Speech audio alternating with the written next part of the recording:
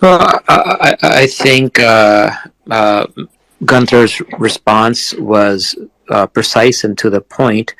I would add one thing, though, is that the argument sometimes goes on to state that India will be a hostile state on your border.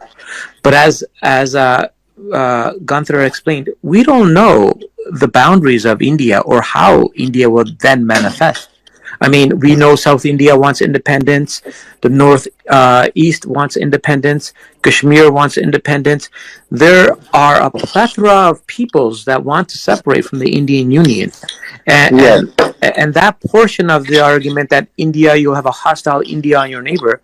That doesn't necessarily mean there will be a hostile India on our neighbor. There may be a far different South Asia as a result of Khalistan's reemergence onto the international landscape. Exactly, that's very important here. You must find alliances with other independence movements inside India. First point, yeah. And you need to make a forum, best would be in Washington or in Canada, where you regularly meet once a year. You make a meeting, a conference, and build strategic alliances and sign documents of cooperation. And that's the first thing. The second thing is you must then also learn from the other historic concepts, especially Yugoslavia, because we have in Sarajevo in Bosnia organization called Regional Cooperation Council. And in your founding manifesto, you write into it that from the beginning you will do a regional cooperation platform for all ex-India, use that term, ex-Indian states, and these ex-Indian states will work together on energy, infrastructure, customs, fiscal cooperation, and all the things which are necessary. Also on the legal cooperation, police cooperation, military cooperation. You can even propose a defense alliance of the ex-Indian states. Why not? If it will happen or not will be another question. But you can say we will have a treaty organization, we will have a partnership with NATO of our new states, and all the ex-Indian states will be invited to such a peaceful cooperation platform built on economic, infrastructure, energy, and legal and police and security cooperation, but as independent states. And if you argue like that, everybody will say, okay, it doesn't sound very dangerous. They are not going for civil war. They are not going for disaster. They will not bloody because no Western politician wants to support complete disaster post Indian kind of civil war. Nobody will do that. Yeah. But if you say, we are not going for civil war, we will not kill all the Hindus, yeah, we will not kill all the Muslims, yeah, but we will be very peaceful. We will make from the beginning a process of regional cooperation. In our movement, we believe in regional cooperation, and this will be called the Regional Cooperation Platform of all the ex-Indian states, or what the kind of the Federation of Free Ex-Indian States, something like this, yeah. And then suddenly there will be a shift in public opinion where they say, wow, they really have studied hard and they have a good plan. So at least we are not supporting any radicals who are just thinking about killing other people, because that will be not supported. And then with such a plan, I think it's much more feasible to convince the world. But and the key is insofar that you really have not only the case for Sikh freedom and for Khalistan, but for all the independent movements to be united on one platform and to convince the world that the time for ex-India has come. Oh, thank you. Kabila, go ahead, please. Thank you very much. Thanks for coming here, and thanks for letting me speak. Fehlinger, you asked a question: why India is doing this to us? Why India is doing to us? India is structurally designed to go against West or the Western values. That's why they're doing it to it. And West helping India is a suicide mission. They're gonna keep helping them. Yes, time to time there gonna be rough patches when India is gonna show that they're aligned with the West. They're anti-Western values. The way India is designed right now, West is not helping the regular people of India. It's basically helping a monster which is killing the people from there. As long as power is gonna stay in New Delhi, which is ruling all India, they're gonna keep on killing people there, and West is helping their enemy. That is point number one. Second, for the Sikhs, the partnership he's offering here is a beautiful concept. It's even better than to be a member, because membership comes with a lot of liabilities. But with the partnership, the partners like Australia, you can have your freedom, but at the same time, you can have access to a lot of things. Which one of the which is defense institution building. If Sikhs are gonna be able to build that thing, Sikhs can be the major contributors of defense programs all over the world. The way they have an interest in the military, so they recruit themselves into the military, they can be peacekeeping forces deployed all over the world, all over globe, as soon as they're gonna. Right now, they're running their country, or they're doing their services, giving their services to India for nothing. They're dying for India for nothing. India is only surviving militarily because of six soldiers. Six soldiers should join that partnership with NATO, provide their services for better life for themselves and for the better life of people of the world. Thank you. I agree. Now, Gunnar, I don't know if you knew, but at the start of the conflict, various Sikh organizations actually went into Ukraine providing aid, and Sikhs for Justice also had teams that went in to Western Ukraine, bringing aid from Europe and the United Kingdom. And I mean, some of the things that they told us, it was heartbreaking. The environment, the situation, and this is at the start of the conflict. I mean, I can't imagine what's happening now. Yeah, it's terrible what's happening. You know, today was a report about Melitopol. That's one of the occupied territories, the main cities, and they have torture chambers, occupation authorities brutally cracking down and torturing and killing people randomly and wildly. Yeah? And for minimal kind of political expressions, you can face the death penalty. It's really very, very terrible. And this is the real face of Russia today. And I can just be surprised that Mr. Modi, he supposedly has a secret service and should be well informed.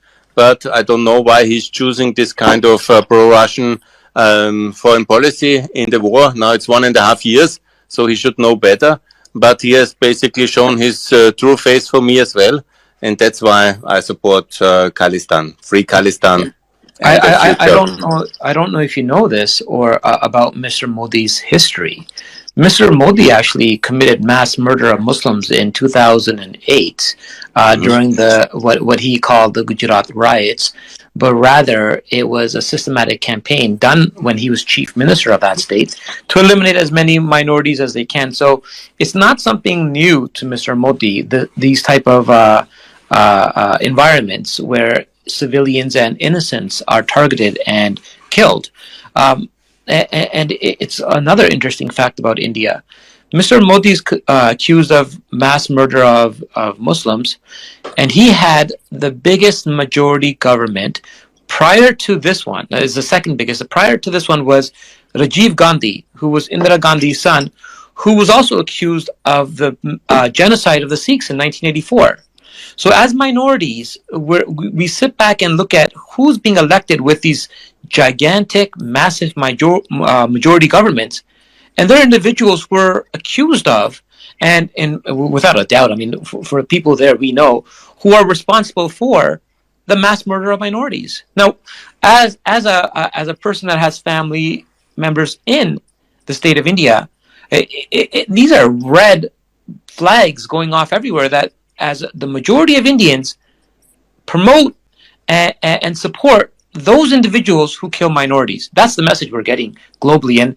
And now for the first time, you're seeing Modi's actions, which are just a manifestation of his core belief, which was first displayed in 2008. I honestly was not aware of many of his crimes, and thanks for sharing it. It's just another proof for what I say, that India and Modi has been very successfully shaping his own narrative as the world's largest democracies, as a peaceful nation and so on. He is very dominant in selling his kind of story, and we all fell for it. But now he has shown his true faces in the Ukraine war, and he will be very, very surprised because nobody in the West will continue to support him. Yeah?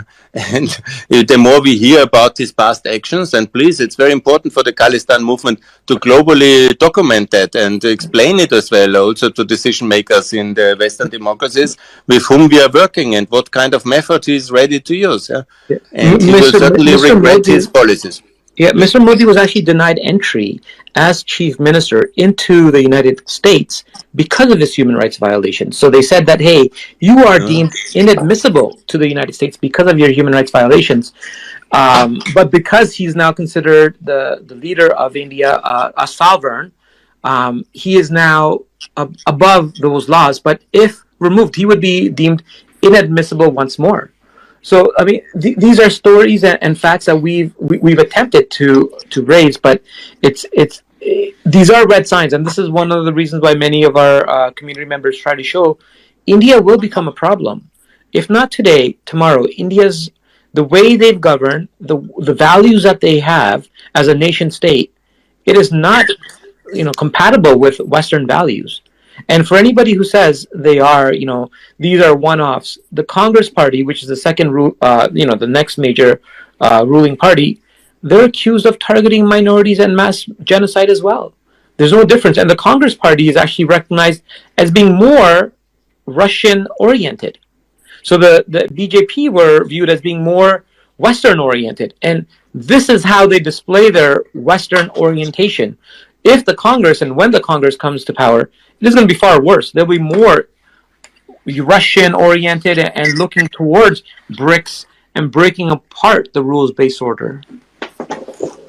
Gunther, before you go ahead, I want to just add in Jatinder's question. Like, it's apparent, we all can see KGB or the Russian state controls all sides of Indian politics. All the major political parties are controlled by Russia, and almost all politicians and media houses supported Russia's aggression on Ukraine that we saw in the last year or so. Don't you think the only solution is dismantling India, not a regime change? Please.